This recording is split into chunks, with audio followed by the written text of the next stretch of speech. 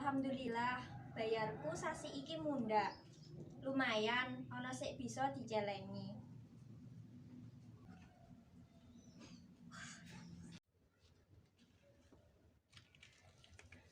Assalamualaikum, Bu. Waalaikumsalam.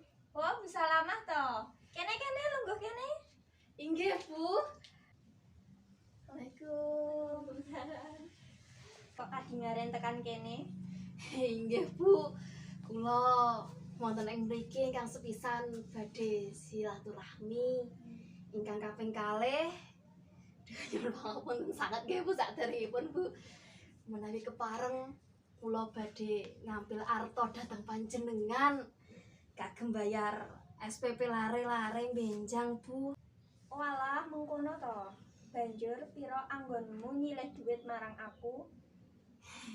Namung kalih yuta, Bu. Insyaallah minggu ngajeng kula konduraken. Kok akeh temen ya Bu Salamah anggone nembung nyilih duit.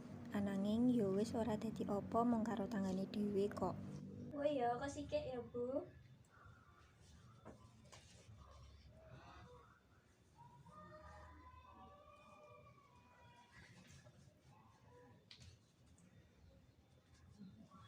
Iki Bu duite, diitung sikik genep apa ora? Oh nggih, kula hitang rumiyin nggih, Bu.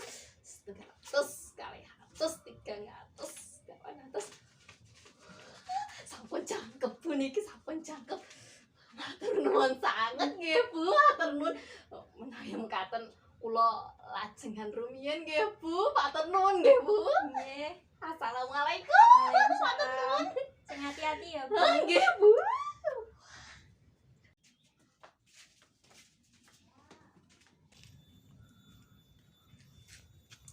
Wah, dadi wong kok penak temen diapusi. 2 yuta kuwi ora kabeh dinggo bayar SPP. 500 wae sing dinggo bayar SPP. Turane dinggo tuku emas-emasan, gelang karo ali-ali, dinggo nambah-nambah seneng omah. Ya bener iki. Lek ngono aku kudu cepet-cepet bali. Ganti klambi ora nganggo daster elek ngene iki to ya, klambi sing apik. Aku kudu cepet bali omah iki. Wah, seneng Weh, Yu Salamah kae ngopo kok mesem-mesem dhewe? Yu Salamah kagungan duit semono akeh saka ngendi ya? Kamangka wingi Kang Budi baru wae di PHK. Lho, kok malah aku ndono ta? Ora ndono ya sing bener ki ndono. Omahku kan ana ning kono. Lho, Dek Mujium. Kowe ngopo ngadeg jejer ana ning kene? Terus meneh kok saja piye ngono anggonmu nglatih aku. Ora apa-apa kok Yu, ming rada cubriya karo uwong sing lagi wae susah. Lah kok saiki panjenengane wis bungah maneh. Sopo kuwi sing mbok karepke? Oh, aku mudeng. Mudeng aku. Kowe meri to karo aku? Meri to? Ya jelas meri, wong aku duwe duit akeh semene jedek, Dek. Iki mengko arep tak ijolke gelang karo ali-ali. Kowe kapan bisa kaya aku, Dek? Dek duwe duit akeh semene iki. Kok le kayane cecak nguntal cagak ora bakal bisa duwe duit akeh semene iki. Ya mengae tenan to ya, jan ya wis. Wah lho iki Dek ora bersatus. Tenan to, Dek. Kowe banjur meneng wae merga ora bisa selak. Tenan to?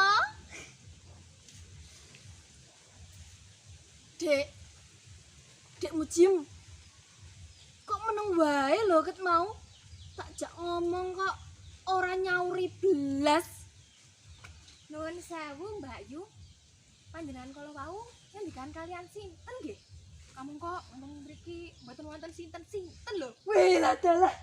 Jebul aku ditinggal to karo Dek Mujium ki. Oh lah lunga kok ora pamit ki lho. Ah, jan biyen jamane sekolah ki ora diulang-ungah apa ya karo gurune? Menawi menika kula nggih mboten mangertos Mbak Yu. Kula dumugi mriki nggih namung sumerep panjenengan sawet ngendikan piyambak menika. Aku mau kita ketemu karo Dek Mujium. Terus tak dudi duitku sing akeh semene iki lho. Akeh banget to duitku kita. Nah, iki engko arep tak ijolke gelang karo ali-ali. Menawi panjenengan badhe mundhut gelang kalian ali-ali, prayoginipun enggal tindak kemawon Mbak Ayu. Menika sampun sonten, mangke tokonipun sampun badhe tutup menika. Oh iya ya. Oh iki cotho aku engko lek ngasih tutup tokone. Wah, ya wis aku langsung menyang toko Mas ya, ndak selak tutup iki. Assalamualaikum. Waalaikumsalam. Menyang toko Mas.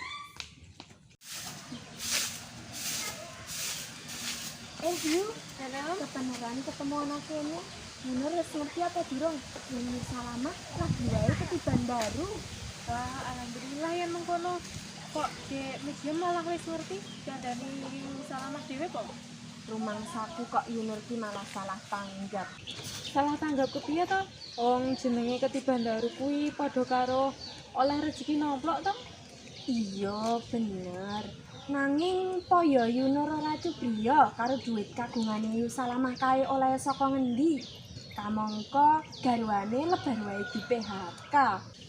Yunur rak ngerti dhewe to, yen Yu Salamah kae padamelane mung ayah-ayah ning omah. Mosok kagungan duit akeh semono. Terus to, wingi cerita karo aku ngendikane arep mundhut gelang karo ali-ali. Oh, berarti PHK tau Kang Budi. Mulane kok Dek Mujium cubriya banget. Yen mengkono, aku ya melu cubriya. Bedekku Yu Salamah mesti golek utangan. Iya, aku ya mikir ngono. Aja-aja anggone utang karo buat ijah apa ya? Panjenengane lebar wae bayaran to. Iki kan tanggal 6. Bisa ngalah.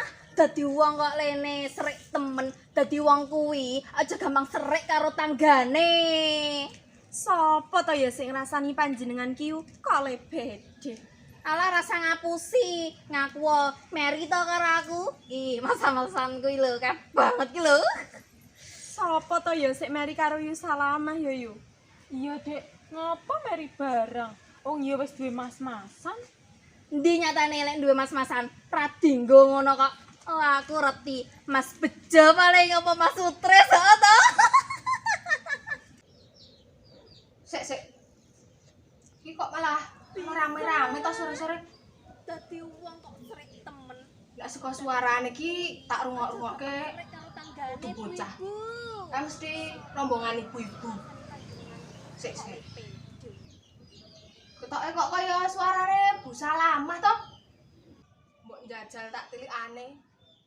Karo menyang jagong ning tangga kono kuwi. Wis sore iki.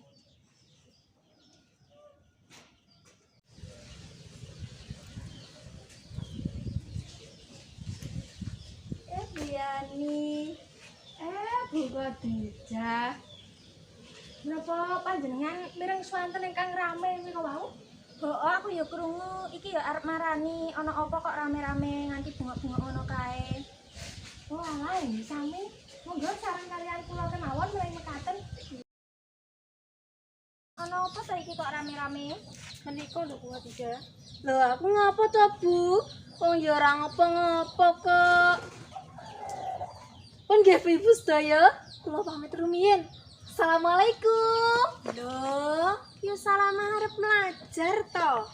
Menika lho Bu Khadijah Buyani. Lho, aja-aja kuwi nganggo duit sik leh ngutangi wingi ya. Nggih, Bu. Lah, pripun nggih? Mas-masanipun katon ngawe-awe, Dik. Lah nggih, kula kepencut, Bu. Wala, bisa lamah kuwi ra iso dipercaya, jarene ngutang arep dienggo bayar SPP anake kok malah dienggo tuku mas-masan. Bisa lamah. Panjenengan menika menawi badhe gaya sosialita parang kemawon. Ananging menawi panjenengan kiat, menawi panjenengan mboten kiat nggih. Ampun dipun peksaaken lajeng ngantos ngampil mriko-mriki. Sanging majaning masyarakat menika ingkang sadherma kemawon to yu. Nggih, Bu.